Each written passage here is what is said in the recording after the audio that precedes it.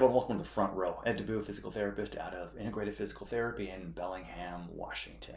So as a physical therapist, one of my main goals for all my clients is to have them perform a regular exercise program, not only for whatever they're coming in for, and that's just the first step, but a long-term exercise program. And it's very difficult to get people to do that. And maybe you're one of those watching this. And I realized it wasn't about the quality of exercises or throwing more stats at people. Well, exercises prevents dementia and cancer. And it's not about that. It's about forming quality habits and changing human behavior. So I realized that I needed to go outside of my physical therapy world if I wanted to eventually help people more within physical therapy, if that makes sense. And that's where I came across this great book, Atomic Habits by James Clear, because I went down this deep rabbit hole of how am I going to get people to basically establish and build good habits and hopefully eliminate or at least lessen the bad habits. So what I've done is I've made a series of short videos, and if you're coming to this not at video number 1, you can always go back to the front row with Ed and Elizabeth. It'll be a playlist that'll say building good habits, and all the videos will be listed over there. Let's get started here. I want you to be thinking about a habit that you want to create, and no more talk. Let's get going. Hey everyone, welcome to the Habit Challenge at Live Well 50. So why did Elizabeth and I decide to do a habit challenge this month? Well, we'll give you a couple reasons here. We spend a lot of our day trying to get people to understand the importance of daily exercise, improving their sleep, working on ways to reduce their stress and anxiety. And a lot of times what we hear from clients is that, Ed, I know what I'm supposed to do. I know what I'm supposed to do. I have all the stuff, I have the equipment, I got the gym membership, I've got everything I need, but I just don't do it. And then the question becomes, well, why aren't you doing it? And then oftentimes too, we get a little harsh with ourselves, and I'll have clients tell me, well, I'm lazy, I'm not motivated, and I try to steer them away from that narrative. We don't need any more negatively charged words towards ourselves. So I look at that and I think about it, and I think it's just that the why isn't big enough yet, and I'll explain that to you. I first read about this concept from Viktor Frankl's book, Man's Search for Meaning, and he was an Austrian psychiatrist that was in the prisoner of war during World War II. One of the concepts that he talks about in his book is if you have a big enough why, then you will always figure out the how. And so I've extrapolated that to some of my clients and figure out a way. It's not just about me giving them more exercises to do, because doesn't seem to be the case.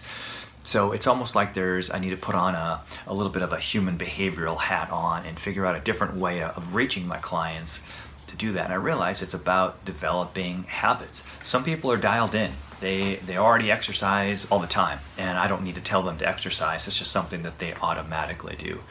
But for a lot of people, developing or building good habits is challenging.